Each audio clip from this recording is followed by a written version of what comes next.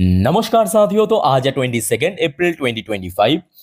बाजार की सेंटिमेंट आज काफी बढ़िया था, जहां पे निफ्टी 50 क्लोजिंग दिया 24,167 पॉइंट पे, लगभग 0.17% गेनिंग के साथ।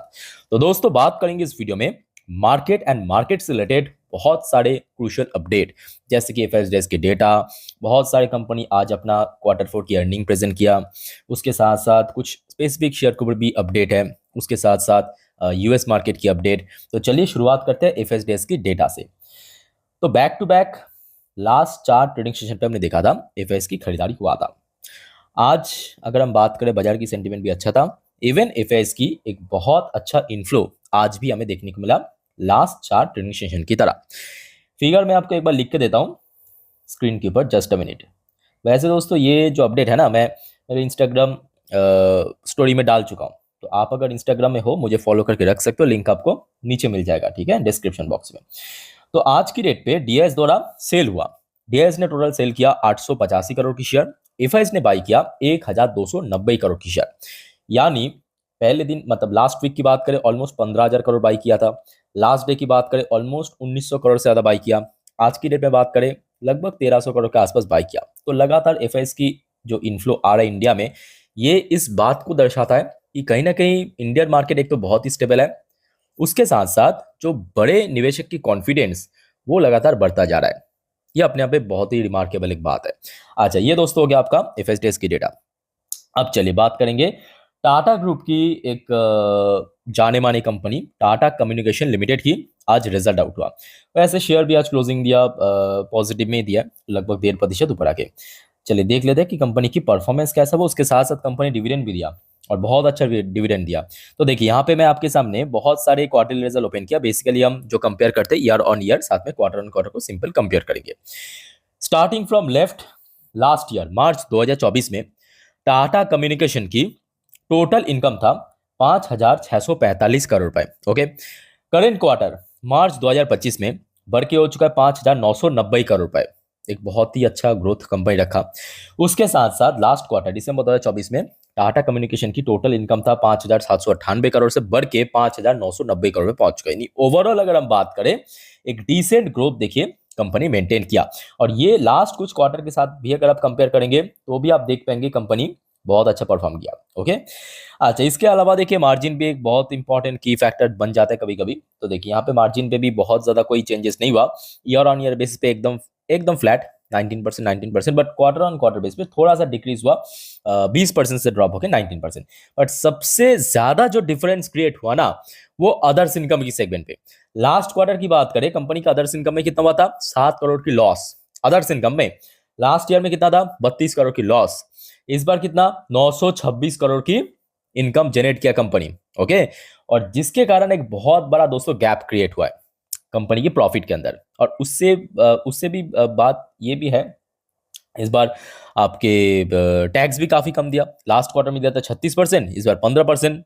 ओके, तो कंपनी की जो नेट प्रॉफिट लास्ट ईयर में था 322 करोड़ रुपए, वही प्रॉफिट ऑलमोस्ट मल्टीफोल्ड होके, अगर हम परसेंटेज वाइज कैलकुलेट करें, 223% की जंप रखा। ईयर ऑन ईयर बेस पे बढ़ के 4 डिजिट में पहुंच चुका है, 1,041 करोड़ रुपए, जो कि क्वार्टर ऑन क्वार्टर बेस पे भी एक बहुत ही बढ़िया जंप देखिए कंपनी रखा। 236 करोड़ से बढ़ के 1,041 करोड़ में पहुंच चुका। उसके अकॉर्डिंग कंपनी की जो अर्निंग पर शेयर, उसके अंदर भी चेंजेस देखने को मिला। यानी ओवरऑल बात करें, कंपनी की परफॉर्मेंस देखिए काफी अच्छा रहा।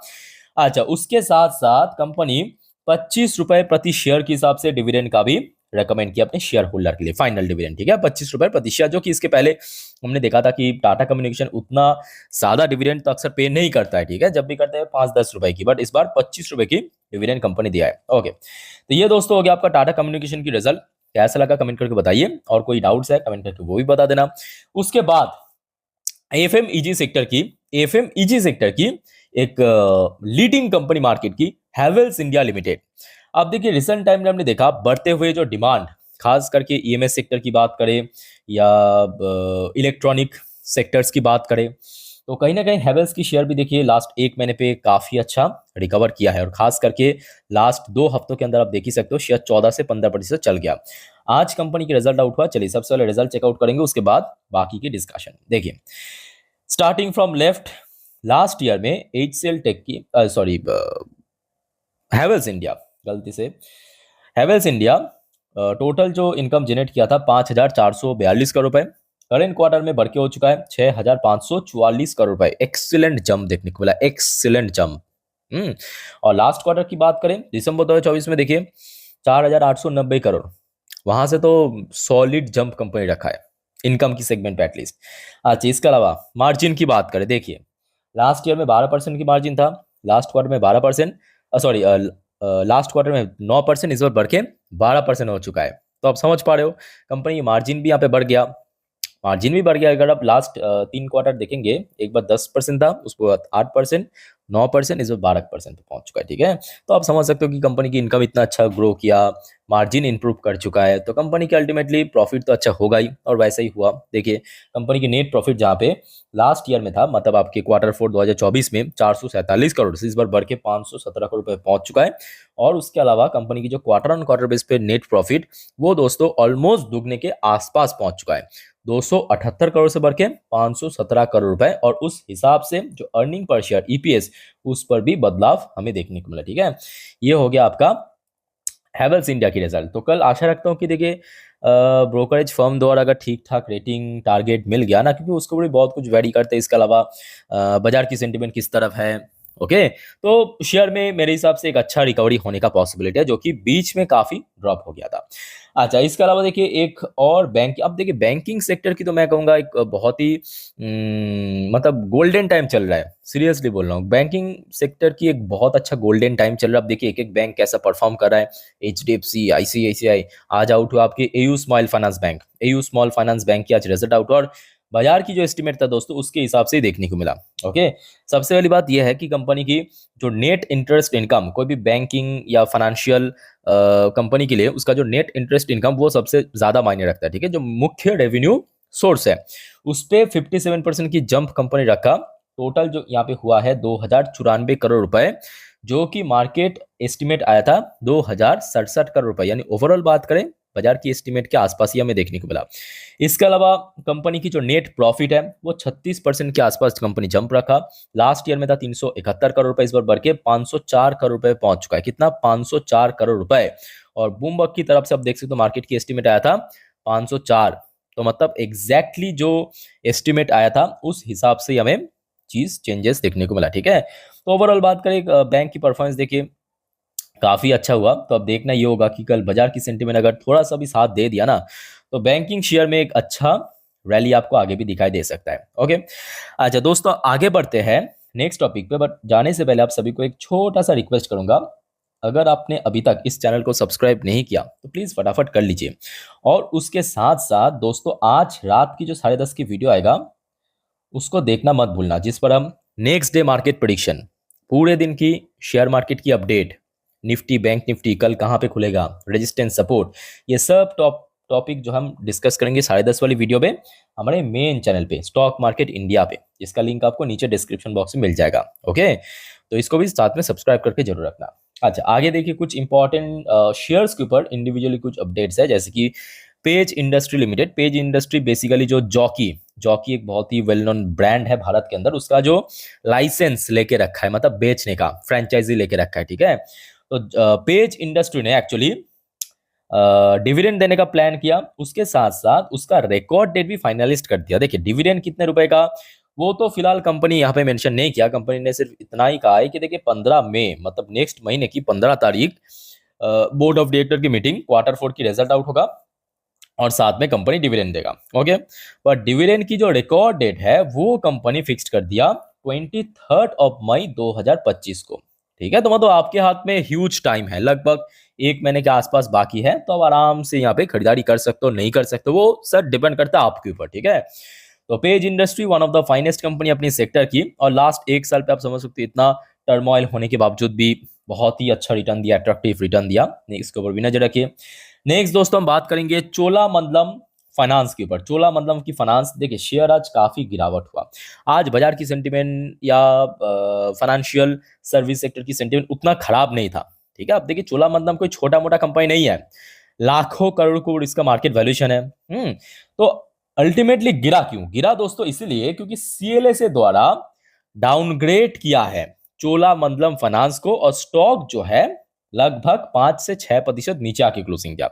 डाउनग्रेड कैसे किया एक बार मैं आपको दिखा देता हूं। देखिए प्रेजेंट सिनेरियो को बेस अब देखिए ये बहुत पुराने एक प्रोसेस हो चुका है। मतलब पहले कोई कंपनी, आप समझ सकते हो कि बहुत ही पुराने घिसे पिटे तरीके कि कोई कंपनी में यही लोग एंट्री लेते हैं, यही लोग इसको डाउनग्रेड करता है, फिर यही शेयर चल जाता है। तो वही बात है कि आप लोग अक्सर देखते हो ना कि आप जब कोई शेयर को खरीदते हो, वो शेयर उसके बाद गिर जाता है, तो आप लोग को समझ नहीं आता कि क्यों ऐसा होता है। तो यहाँ पे गिरता नहीं है, गिराया जाता है। ठीक है, तो एक्चुअली यहाँ पे आप देख सकते हो, एक तो होल्ड करने का रेटिंग दिया, पहले जो खरीदारी करने का रेटिंग दिया था आज चेंज करके, और टारगेट प्राइस दिया 1600 रुपए का। ओके, फ्रेश टारगेट दिया, क्योंकि इसके पहले काफ़ी अच्छा टारगेट दिया था। और आज देखिए शेयर स्लिप कर गया, 1600 की काफ़ी नीचे आ गया। ओके, तो इसको नजर रखिए। Next important update Bharti Airtel के ऊपर। भारती एयरटेल की शेयर भी आज कहीं ना कहीं नीचे क्लोजिंग दिया। न्यूज़ दोस्तों ऐसा है, Bharti Airtel to acquire 400 mHz spectrum in 26 gigahertz band from this Adani group of company. तो एक्चुअली भारती एयरटेल एंड उसकी जो सब्सिडरी कंपनी है भारती हेक्साकॉम, ये दोनों मिलकर दोस्तों खरीदारी किया अदानी एंटरप्राइज की तरफ से। ओके, ये एग्रीमेंट ऑलरेडी हो चुका है। तो कहीं ना कहीं शेयर को भी पुश कर सकते हैं। ऑब्वियसली व्यापार से रिलेटेड अपडेट है, और बिजनेस एक्सपेंशन मतलब ऑब्वियसली वैल्यूएशन भी बढ़ेगा। तो भारतीय एयरटेल के ऊपर ये तो ऑब्वियसली निफ्टी फिफ्टी का पार्ट भी है। अच्छा, नेक्स्ट देखिए, दो इंपॉर्टेंट कंपनी, एक तो हो गया आपका आइशर मोटर, दूसरा हो गया आपका टीवीएस मोटर। ठीक है, तो रिसेंटली हमने ये भी देखा जेफरीज की तरफ से, actually hero MotoCorp, Bajaj auto को डाउनग्रेड किया गया है, डाउनग्रेड किया, but Eicher motor and TVS motor को अपग्रेड किया।